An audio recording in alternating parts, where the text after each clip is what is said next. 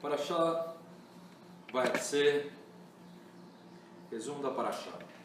Yaakov parte de Beersheba, fugindo da ira de Esaú para Harã, a casa do seu tio Lavan.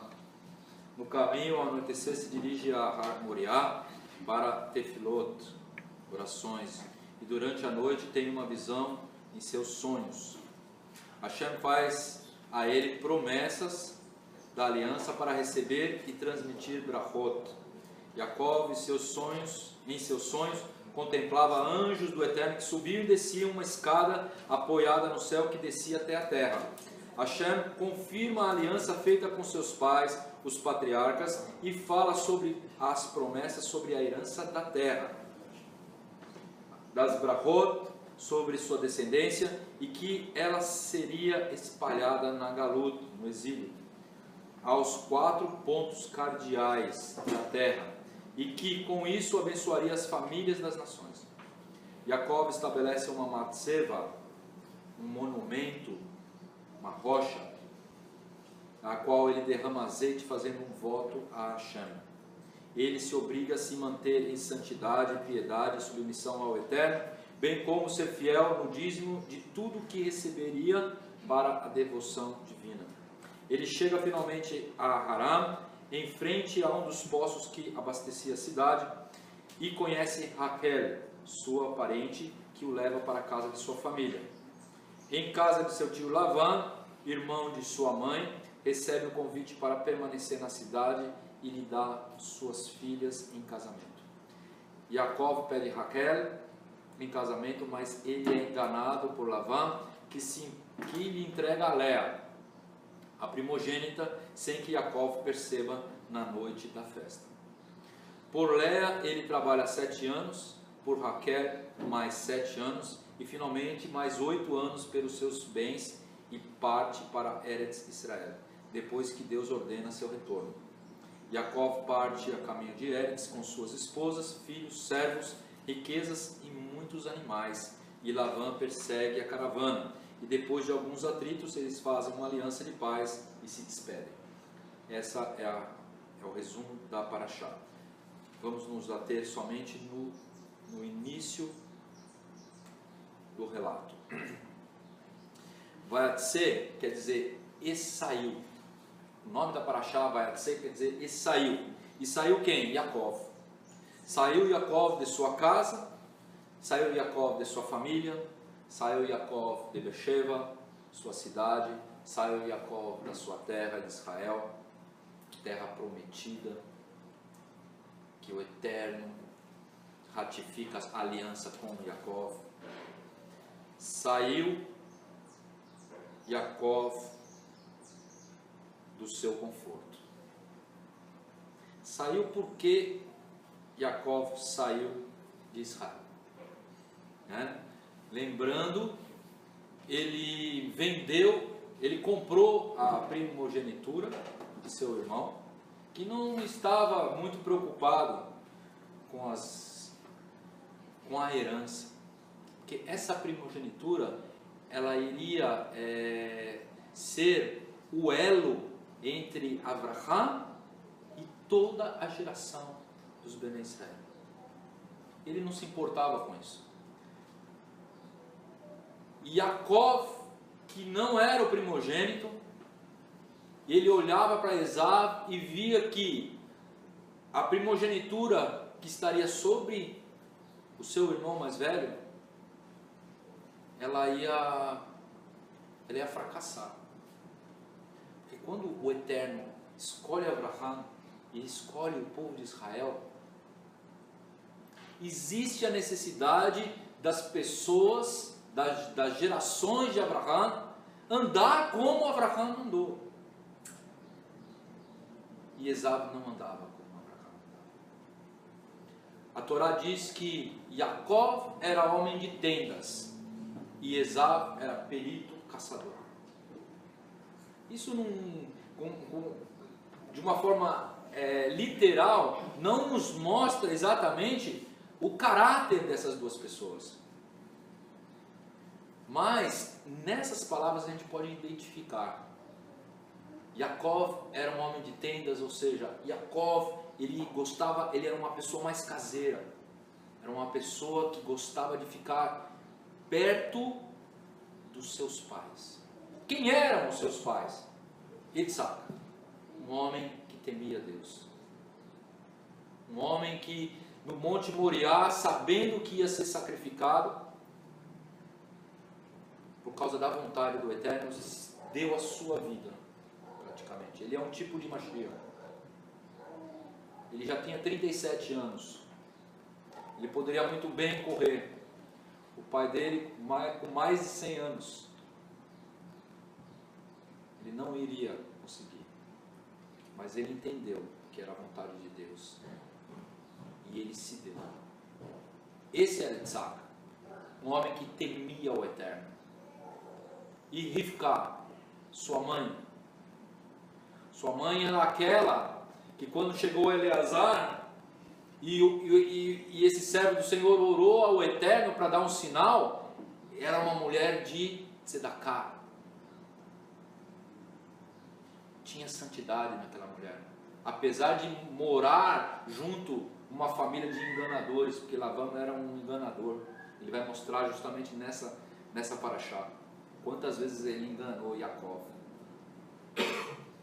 Mas quando chegou aquele homem, que era um homem desconhecido, ela não só deu água para ele, mas como alimentou 10 camelos. E ela fez isso rapidamente. A Torá diz que ela não perdeu tempo, e ela se ofereceu. Essas atitudes mostram o caráter dessas pessoas. E Yaakov gostava de ficar com pessoas desse tipo, servos do Senhor. Agora, Esaú não. Esaú era um homem perito caçador, um homem que casou com 3 mulheres, 2 cananitas, contra a vontade dos seus pais, e uma filha de Ismael, para tentar conseguir algum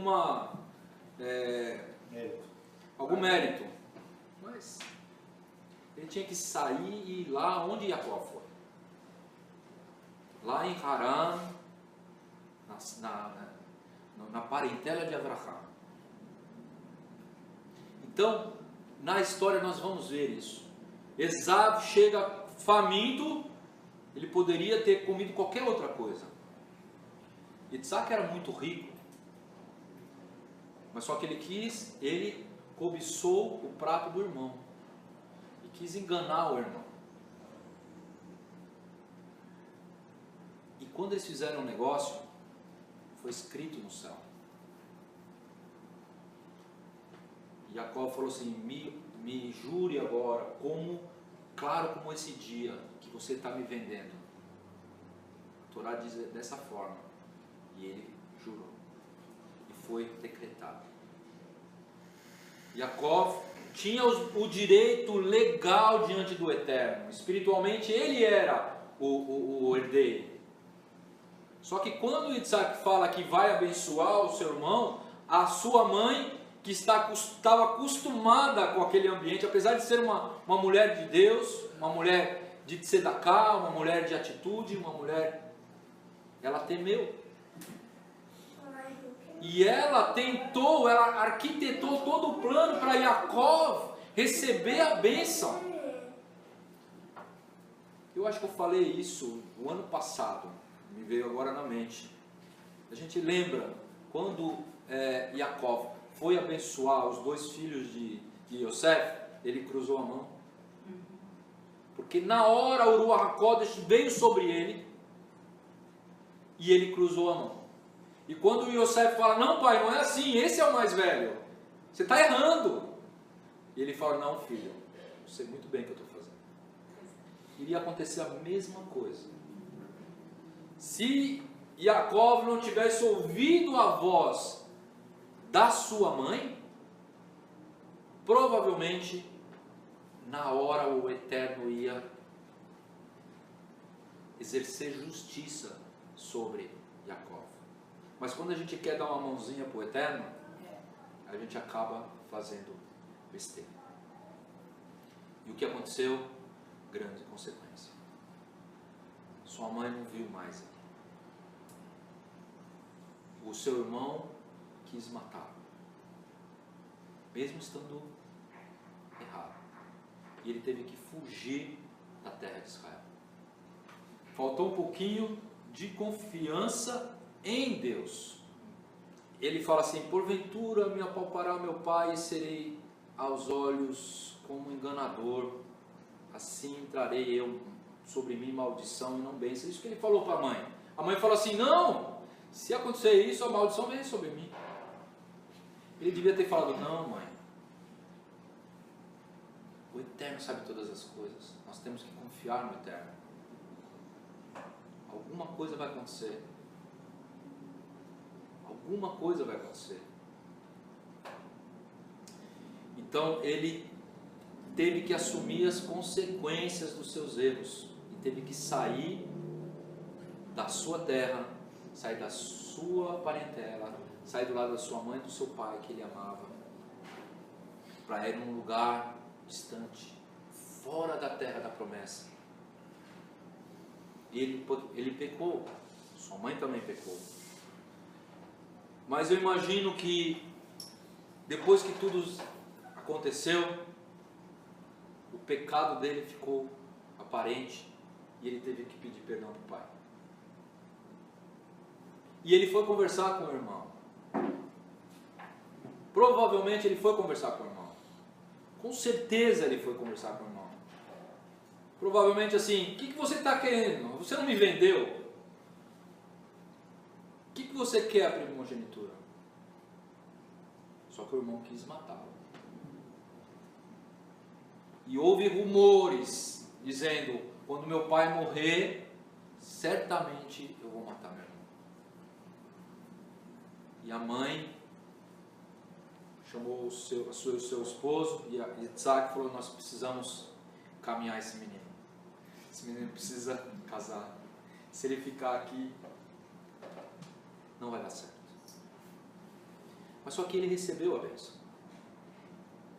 Por mais que ele tenha errado, ele ia ser abençoado de uma forma ou de outra. Pecou, mas a bênção foi dada. Na verdade, a bênção foi dada desde antes de ele nascer, meus irmãos. Porque a profecia já falava para Rivka: no seu ventre existem duas nações, a maior servirá a menor. Fala assim.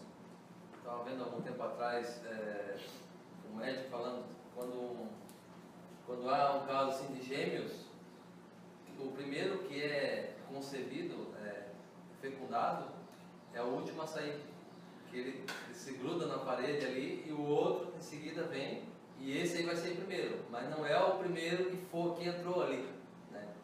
Que interessante. Então, é interessante que Jacó ele foi o primeiro a chegar lá no útero de Rivka, né? Ele é o último a sair, porque o outro vem depois e sai primeiro. Por isso que ele sai agarrado para apanhar lá: é minha vez. Sou eu. É interessante, né? Seu pai perdoou, seu irmão não me perdoou. O perdão é uma característica do servo de Deus, gente. Yeshua disse lá em Yohanan 20, 22, 23, né? E havendo dito isso, no finalzinho, Yeshua já tinha sido ressuscitado aqui, e ele fala o seguinte para os seus talmidim: e havendo dito isso, assoprou sobre eles e disse: recebei o Ruach HaKodesh. Interessante, antes de Atos 2, hein? Recebei o Ruach HaKodesh, e assoprou sobre eles. E ele fala o que? Depois que ele assopra o Ruach HaKodesh, ele resume toda a Torá da seguinte forma: aqueles a quem perdoares os pecados lhes são perdoados, e aqueles a quem os retiveres lhes são retidos. Isso aqui também é uma outra frase que resume toda a Torá. O perdão é algo essencial para a fé, porque se você não perdoa, você fica amarrado com aquela pessoa. você não perdoa, você fica amarrado com aquela situação. E quando você está grudado com esse tipo de coisa, te impede de você receber.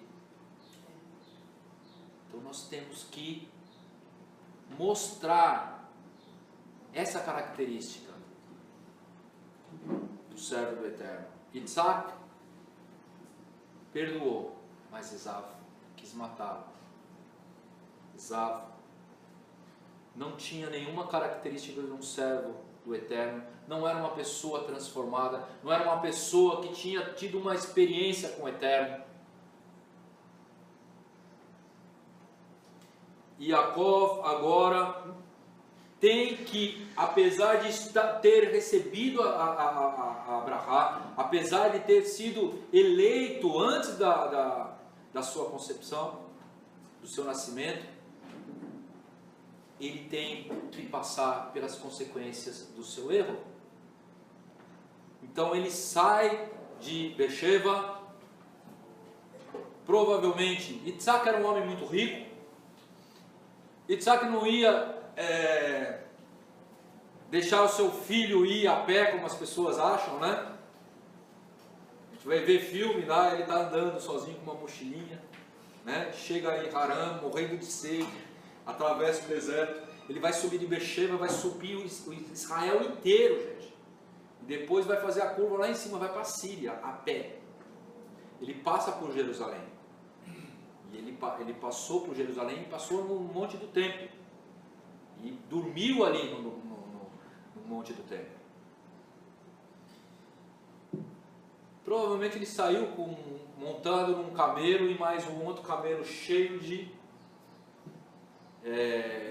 mantimentos, roupas, dinheiro. Só que a Torá diz que quando ele chega em Harã, ele está a pé e sem nada. E com sede. Isso aí quer dizer o quê? Que ele foi roubado no caminho. A tradição diz que Esaú arquitetou um plano para matar Jacó no caminho. Só que isso aí é tradição, a gente não sabe, né, dizer ao certo, né? Que foi roubado, provavelmente sim, né? A gente não sabe se é antes de Moriá ou depois, mas provavelmente antes, por causa da oração que ele faz em Moriá. E ele chega cansado no Monte Moriá. A tradição diz que ele chega no Monte Moriá.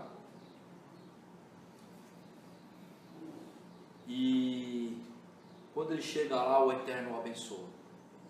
Ali ele tem uma visão. Mas todo aquele que tem um chamado, todo aquele que é ungido, todo aquele que obedece à palavra do Eterno, ele vai sofrer perseguições.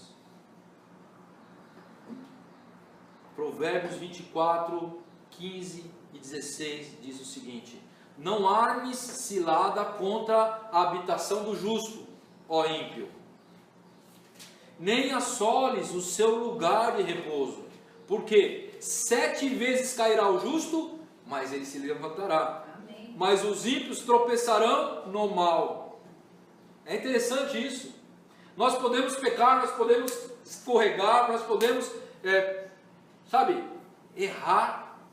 A gente pode cair 7 vezes, mas todas as 7 vezes o Eterno nos levanta. Todas as 7 vezes a gente tem o amparo do Eterno. Jacó errou, mas só que ele recebeu a bênção do Eterno. Se ele mesmo recebesse a bênção do seu pai, não pelo engano, mas pelo próprio Isaac, Esaú não ia querer matar ele. E ali provavelmente, isso é uma hipótese, mas provavelmente Isaac ia mandar alguém ir lá para Harã para trazer uma esposa para o seu filho. E não ele teria que sair da terra de Israel para ir para Harã. O que aconteceu com Isaac? Isaac nunca saiu da terra de Israel. Quando veio a fome sobre a terra, o Eterno falou: você não saia, que eu vou ser contigo aqui nessa terra. E quando Abraão precisou trazer uma esposa, foi Eliezer que foi atrás da esposa e não foi Isaac. E aconteceu a mesma coisa com Jacó. Mas por causa desse engano ele teve que fugir, ele teve que sair e foi ao encontro do seu destino. Muitas vezes a gente tem um destino para alcançar, só que em vez de a gente ir numa linha reta, a gente faz umas curvas. Em vez de ir pelo plano, a gente quer subir a montanha, depois tem que descer a montanha. O Eterno nos traz um caminho plano, reto, e nós vamos chegar lá? Vamos, mas com muito mais dificuldade. Muito mais dificuldade.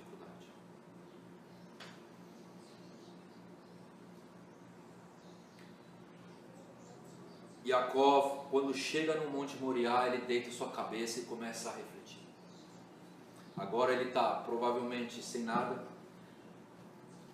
incerto no seu futuro, sabendo que tem a bênção, mas ele ora ao Eterno, né?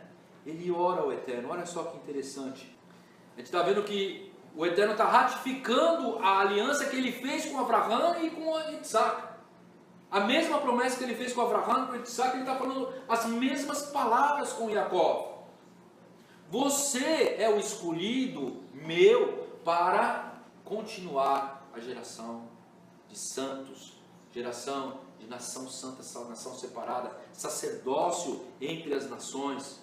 E a tua descendência será como o pó da terra, e estenderá ao ocidente, ao oriente, ao norte, ao sul, e em ti e na tua descendência serão benditas todas as famílias da terra. Está falando de Mashiach. Através de você, Jacó, virá Mashiach. As famílias das terras serão alcançadas através do seu descendente. E eis que eu estou contigo e te guardarei por onde quer que fores. Olha só, era o que ele estava precisando de escutar, gente. Era o que ele estava precisando de escutar. Provavelmente quando ele deitou ali, ele clamou ao Eterno por proteção. Ele queria continuar esse legado do avô e do pai. Ele queria uma confirmação, gente. E ele recebeu nessa visão maravilhosa. Na verdade, o Senhor, daí ele acordou. E eis que estou contigo e te guardarei por onde quer que fores, e te farei tornar a essa terra. Olha só a promessa, você não vai ficar no exílio, você vai voltar. Eu vou fazer você retornar para essa terra, porque não te deixarei até que haja cumprido o que tenho falado. O Eterno jurou a Jacó. Olha só que interessante. E acordado depois de Jacó do seu sono, disse: na verdade o Senhor está nesse lugar, e eu não sabia. Olha só, que terrível é esse lugar, e não é outro lugar senão a casa de Deus e a porta dos céus.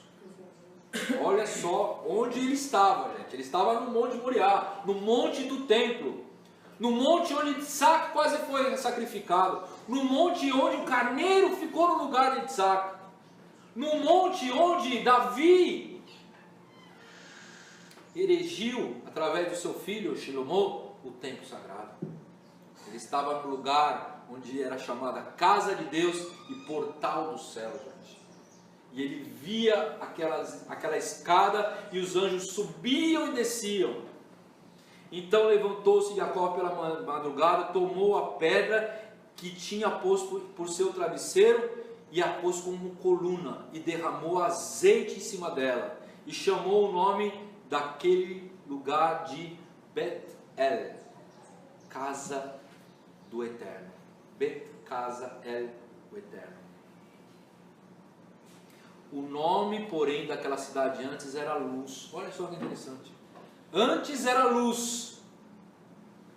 Alguma coisa aconteceu ali para dar o nome de Luz.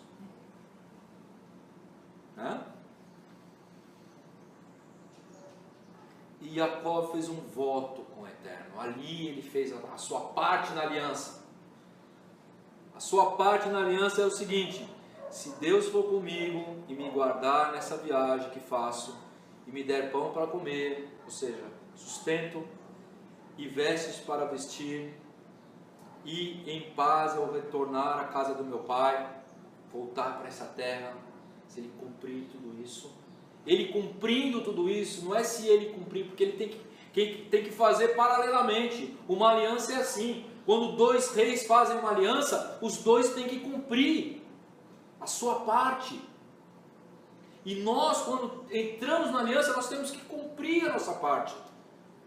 O Eterno que nos sustenta, o Eterno que nos protege, o Eterno que nos guia, e nós temos que ter o que? Santidade. Essa é a nossa parte do cumprimento. E ali Jacó fala o seguinte: e em paz eu retornar para a casa do meu pai, o Senhor me será por Deus. E não era antes? Sim, era. Mas aqui ele está renovando os seus votos. O Eterno acaba de renovar a aliança com Jacó. O momento mais grandioso da vida de Jacó. Aquilo que o Eterno tinha falado com Abraão, com Isaac, ele está falando com Jacó agora. O bastão está na mão de Jacó. E essa pedra que tenho posto por coluna será casa de Deus. E tudo quanto me deres, certamente lhe darei o dízimo. Está falando assim, aquela pedra seria uma casa de Deus. Mas ali ele está profetizando, ele foi lá e construiu uma casa com aquela pedra? Não. Mas Davi fez. Vocês entenderam isso? Essa pedra será, que tem um posto por coluna, será casa do Eterno. Será casa do Eterno. Ali naquele lugar foi erigido o templo. Jacó está em processo. Ele errou, pediu perdão. Ele errou, mas está seguindo o caminho do Eterno. Quando ele está ali no Monte Moriá, ele tem visão, tem dons. A gente vê Deus acrescentando na vida de cada um de nós, mesmo quando a gente erra, mesmo quando a gente tropeça, a gente pede perdão, a gente retorna, faz techuvar e continua, mas o Eterno está com a gente. Baruch Hashem, ele é fiel. E Jacó gera filhos fora de Eretz Israel. Olha só que interessante. E traz os filhos para dentro. Entende? O Eterno, ele forja os seus filhos aonde? No exílio. O Eterno forja a nossa espiritualidade aonde? No bem bom, né? Ou nas tribulações, ou nas provações. Se a gente for pegar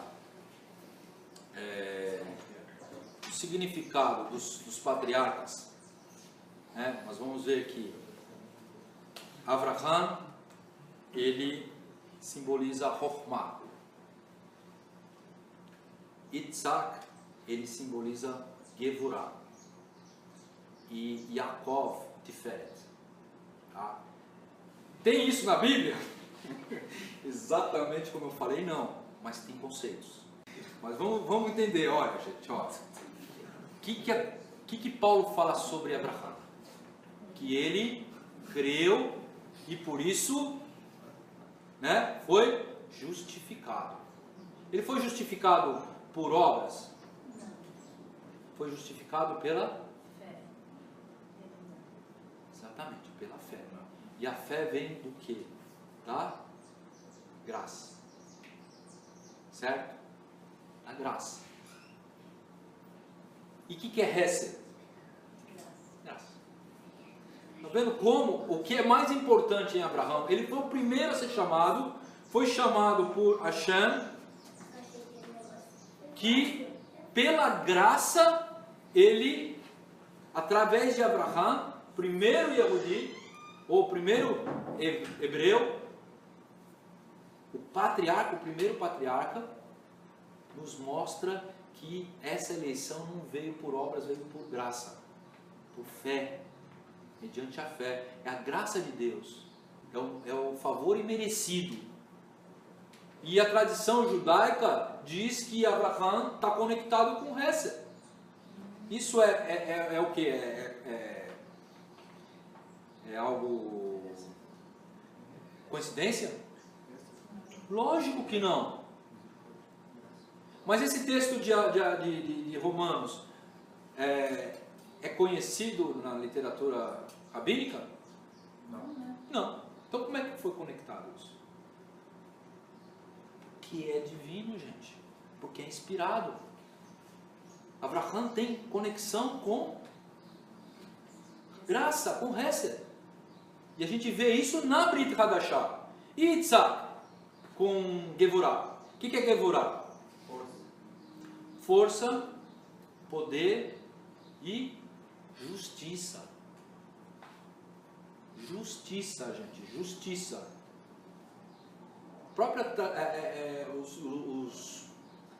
Os ditos rabínicos diz que ele servia, falei isso na paraxá passada, né? Ele servia com o quê? Com reverência e temor. Porque o próprio texto da Torá diz, quando nessa paraxá, quando Jacó e Labão estão juntos, e eles oram invocando o Deus deles, ele fala, o Deus do meu pai, o temor de Yitzhak. Porque ele tinha aprendido isso com o pai. É a característica de Yitzhak. Um homem temente ao Eterno. Um homem reverente ao Eterno. Um homem que está conectado com justiça, gente. Justiça. O que aconteceu com Yitzhak? A parte mais importante, assim como nós temos a eleição da graça mediante a fé em Abraham, a gente tem que é o ápice da vida de Abraham. Nós temos também o ápice da vida de Yitzhak, que era onde? No Moriá. No Moriá, ele se entregou. E quando ele estava ali no altar, o anjo do Eterno falou, tem um carneiro no lugar. Isso aí é o que? Justiça sendo feita. Porque o Eterno falou, se você comer Adão, certamente você vai morrer. E alguém teve que morrer no lugar. E essa é a justiça. Yeshua pagou com a vida. Yeshua era aquele cordeiro que ficou no lugar de Yitzhak. A justiça está conectada. Poder e justiça está conectada com Yitzhak. A gente vê os conceitos. E Jacó. Jacó é o neto. A partir de Jacó vai sair o quê? As 12 tribos. Por isso que precisou ter 3 patriarcas. Todos eles, os 2 primeiros, nasceram de mãe que era estéril. Mas só que foi escolhido pelo Eterno. E em Jacó, não. Em Jacó ele teve 4 esposas. E das 4 esposas se alastrou. Porque ele é a coluna do meio. Então nós vamos ter a coluna da direita, Abraham, que é Hesed, graça. A coluna da esquerda, Yitzhak, que é Gevurah, que é justiça. E a coluna do meio, que é Jacó, que é o que? Harmonia, gente. Olha só que interessante. O caminho do meio, Maimônides fala, que é o caminho do ouro. Nós não podemos ser muito extremo de um lado, nem muito extremo do outro. Mas devemos andar no caminho mais reto para Keter, que é a coroa, que é a presença do Eterno, que é simbolizada pela presença do Eterno.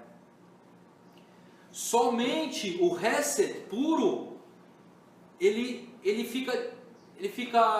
não fica eficiente. Por exemplo, se você tem um filho, e se você dá tudo para ele, e não dá limite para ele, não dá gevurá, não faz com que ele ande na justiça, ele vai ser um marginal. E se você não dá amor para o seu filho, e só dá justiça, só dá poder, ele também vai ser um outro marginal. Cada um no seu lado. Agora, se você está no caminho do meio, utiliza o Hesed e a Gevurah e harmoniza essas questões, você chega com mais facilidade. Por isso que nós temos que ser servos equilibrados, né? Nós temos que equilibrar também o que? A compreensão e o entendimento, né? Compreensão e sabedoria. A teoria e a experiência. Tem muita gente que não tem muita teoria, mas tem experiência com o Eterno. Compensa. Tem gente que tem muita teoria, conhece muita coisa, conhece a Bíblia inteira, só que não tem experiência com o Eterno. Não se achega ao Eterno somente com o intelecto. De forma nenhuma se chega ao Eterno pelo intelecto. Se chega com equilíbrio, graça, equilíbrio, santidade, limites, compreensão, entendimento, experiência com o Eterno. Assim se caminha com o Senhor. Sendo um tzadik, Yaakov, o Eterno tira ele da zona de conforto. Para quê? Para preparar para a sua missão. E a sua missão é lá fora de Eretz. Existe uma consolidação do nível superior. Existe uma regra espiritual. Quero que vocês prestem atenção nessa regra. Quando a gente alcança um nível espiritual superior, existe um confrontamento natural para que você não permaneça naquele nível. Isso é uma regra espiritual. Toda vez que você sobe de nível espiritual, vem uma luta forte para te tirar de lá. Isso é uma regra. Outra regra diz que o crescimento espiritual é dinâmico. É dinâmico. Você nunca está parado. Sempre você está em movimento. Ou você cresce ou você desce. Ou você sobe ou você desce. Você não consegue ficar no mesmo lugar parado. Porque quando você está parado, você está descendo. É que nem uma escada rolante. Ela está descendo e você está subindo. Se você aumenta a velocidade, você consegue subir. Certo? Mas a escada está descendo. Se você para, você desce. Se você anda para trás, você desce mais rápido ainda. A vida espiritual é dinâmica. Você sempre tem que estar com a velocidade além da velocidade da escada que está descendo. E quando você alcança um nível espiritual superior, naturalmente, porque você é recém-chegado naquele nível, o ambiente ainda, você não está ainda acostumado com aquele ambiente. Então a tendência não é você permanecer, a tendência é você descer. Então quando você sobe para aquele nível espiritual, você tem que se fortalecer ali. Você tem que suar um pouquinho mais para permanecer, até que o ambiente se harmonize. Isso é uma regra espiritual. Então, quando você está passando por dificuldades, quando acontece alguma coisa, ou está para acontecer alguma coisa, e vem aquela tribulação, vem aquela coisa, É o que Tiago fala, regozija, se regozije com a tribulação, porque ela vai trazer paciência, vai trazer perseverança, vai trazer crescimento. Por que toda festa de Pêssah acontece a mesma coisa? Né? Antes de Pêssah, antes de Sukkot, antes das grandes festas, vem tribulação, não vem? Porque cada festa judaica que você cumpre, você sobe um pouco mais. O ambiente das festas é um ambiente propício para crescimento, gente. Então essa regra é muito interessante. O Eterno leva Yaakov para Hatzion e mostra essa glória. Yaakov fala assim: esse lugar, como esse lugar é temeroso. Em hebraico é Amakon, lugar. Rashi fala que Amakon é o Monte Moriá. Nós sabemos pela tradição que aquele lugar, né, é o lugar onde foi construída a casa. Inclusive a rocha que ele profetizou que seria a casa de Deus foi, né? E nós vamos ver Abraham ali naquele monte e Isaac, os dois no monte. Depois na Akedah, Isaac. Depois nós vamos ver o que? Yaakov recebendo aquela visão. E depois nós vamos ver quem ali? Davi, Shlomo. E depois nós vamos ver quem? Malaquias 3 diz: preparai o caminho para o Mashiach, né? Aplanai as suas veredas. De repente virá ao templo o Senhor. Yeshua esteve naquele templo, esteve naquele lugar, esteve naquele monte. Tudo conectado. Os patriarcas, a Torá, que era ensinada no templo, representada por Moshe, Davi e Shlomo, e Mashiach. A renovação das 4 alianças. E a literatura judaica diz que denomina Sulam Yaakov, né? As 4 fases. Essas 4 fases nesse lugar que é o Amakon, né?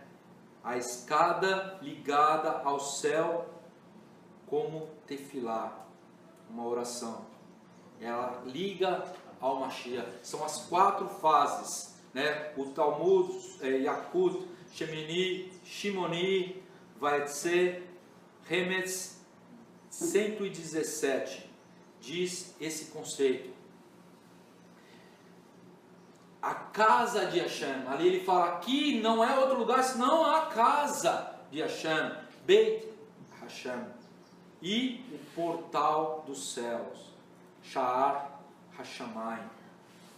Yaakov dorme sobre a rocha e tem essa visão.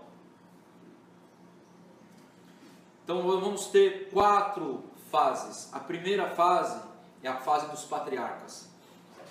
Abraham, Isaac e Yaakov. Os dois ali representados pela graça e pela justiça de Deus, e depois em Yaakov. Ratificação da aliança. Segundo, em Moshe. Moshe abriu o portal do Shammai no Monte Sinai. E não foi ali no Moriá. Por que é no Sinai? Porque é num lugar de deserto. Não é terra de ninguém. Na verdade, é terra de ninguém. Estavam lá 70 nações. E escutaram, cada um em seu idioma, segundo a tradição.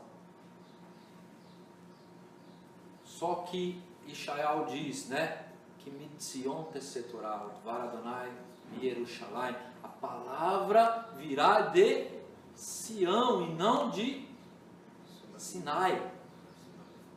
Sião é a palavra já no nível de Yeshua, nível de Mashiach. E terceiro, Davi e Shlomo, estabelecendo a casa do Eterno. Lá em 1 Reis 8, 10, 12, diz o seguinte: sucedeu que saindo os sacerdotes do santuário, uma nuvem encheu a casa do Senhor, e os sacerdotes não podiam permanecer em pé para ministrar por causa da nuvem, porque a glória do Eterno enchera a casa do Senhor. Então falou Salomão: o Senhor disse que ele habitaria nas trevas. Que lugar mais temeroso é esse? Nuvens espessas não poderiam ficar dentro da casa, porque a presença do Eterno estava ali. Em 1 Reis 8, 29 e 30, continuando, diz o seguinte: para que os teus olhos de noite e de dia estejam abertos sobre essa casa, ele orando ao Eterno, sobre esse lugar, do qual disseste, o meu nome estaria ali, para ouvires a oração que o teu servo fizer nesse lugar. Ouve, pois, a súplica do teu servo e o teu povo Israel, quando orarem nesse lugar. Também ouve tu no lugar da tua habitação nos céus, ouve também e perdoa. E o trecho também vai dizer assim: quando os teus filhos estiverem no exílio e orarem em direção a esse lugar, escuta a voz do teu filho, dos teus filhos. Em quarto, Mashiach, consolidação, redenção, a mesma aliança chegando no seu nível mais pleno, né? A consolidação dessa aliança, Mashiach, ele vai cumprir tudo isso que foi colocado nas três anteriores fases, né? Ele liga o Eterno com o seu povo. Jacó, quando viu a escada, ele estava vendo os anjos subir e descer, estava fazendo uma ligação entre o material e o espiritual, entre o povo e o seu Deus. Quando Moshe abriu os portais dos céus, o que o povo ouviu? A Torá, com a própria voz do Eterno. Quando Davi sonhou em construir aquela terra, aquela casa, e escolheu o lugar, ele comprou aquele monte, ele comprou aquele lugar, porque o Eterno indicou ele. Mas ele falou: não vai ser você, vai ser o seu filho. Para simbolizar nisto que o filho de Davi construirá. Mashiach é o filho de Davi, e ele construirá, ou trará o Beit HaMikdash, o terceiro Beit HaMikdash. O original Mashiach, trazer a redenção à humanidade. Yeshua cumpre todos esses preceitos, essas imagens. Quando Jacó ele unge a rocha, ele está falando o que? Com essa atitude, a rocha ungida. Quem é a rocha ungida? Yeshua. Ali é a porta dos céus, ali é o lugar Hamakom, o lugar terrível, onde estaria a presença do Eterno. Yeshua é o que? A porta.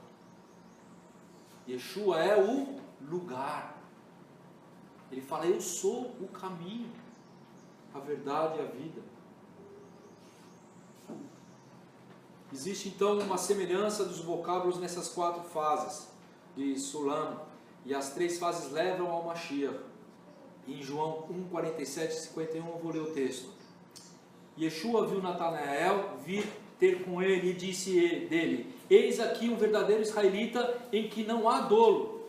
Disse-lhe Natanael: de onde me conheces tu? Yeshua respondeu e disse: antes que Filipe te chamasse, te vi eu, estando tu debaixo da figueira. Natanael respondeu e disse: Rabi, tu és o Filho de Deus, tu és o Rei de Israel. Yeshua respondeu e disse: porque te disse, vi debaixo da figueira, crês? Agora maiores do que essas coisas verás. E disse-lhe: na verdade vos digo, que daqui em diante verei o céu aberto e os anjos subindo e descendo sobre o Filho do Homem. Ele estava aludindo o quê? A escada de Jacó. Ele é a casa. Depois ele vai falar para a mulher samaritana que não é nos montes, mas em espírito e em verdade. É a plenitude da aliança. Agora, interessante nesse texto aqui, meus irmãos, por que Natanael, né, ele reconhece Yeshua só porque ele falou que viu ele debaixo da figueira? Né? Ele fala: tu és o Mashiach, tu és o filho de Davi. A tradição diz o seguinte, que quando houve a matança das crianças, Yeshua teve que correr para o Egito, a mãe de Natanael escondeu ele num lugar onde tinha as folhas de figueira, e aquilo lá ficou como segredo entre só os pais e ele. Quando Yeshua fala: eu te vi lá, aí ele consegue reconhecer. Talvez nem os pais estavam vivos na época, mas ele reconhece Yeshua, porque só ele sabia o que tinha acontecido. Yeshua se mostra como Mashiach, aquele que abre os céus, aquele que abre os portais, aquele que é a casa de Deus, né? Aquele que fala: eu sou o caminho, a verdade e a vida, ninguém veio ao Pai senão por mim. Ele está falando que ele era o templo, e nós somos o templo. Ele nos capacita a isso. Nós somos o templo do Ruach HaKodesh. Estamos nessa aliança, que é a mesma aliança que Deus fez com Abraham, Isaac e Jacó, mas chega numa plenitude em Yeshua, onde nós podemos incorporar como casa do Eterno. E quando nós abrimos na nossa boca para louvar ao Eterno, e para glorificar ao Eterno, e para fazer as nossas tefilot, nós abrimos o céu, como se estivesse ali em cima do Monte Moriá. Baruch Hashem.